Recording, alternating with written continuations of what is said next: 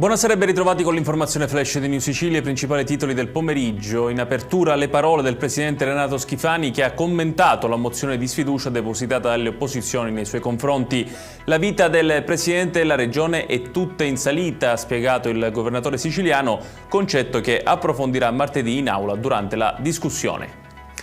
Nuovi aggiornamenti sull'omicidio di Capizzi. Restano in carcere il padre e il fratello di Giacomo Frasconà, il giovane che avrebbe sparato al sedicenne Giuseppe Di Dio. Lo hanno deciso i giudici del Tribunale della Libertà di Caltanissetta, respingendo il ricorso dell'avvocato dei tre arrestati.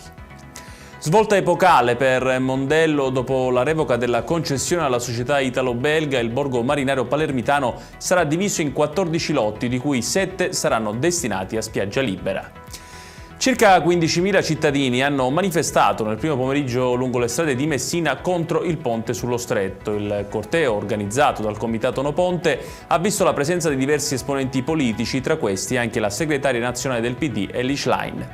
Chiudiamo con il meteo. Quella di domani sarà una domenica di sole su tutta la Sicilia, nubi sparse si alterneranno infatti ad ampie schiarite su tutto il territorio regionale. Le temperature non subiranno variazioni significative. Ed è tutto per questa edizione. Tutti i dettagli su queste notizie li trovate come sempre sul nostro sito www.newsicilia.it. Grazie per averci seguito e buon proseguimento di serata.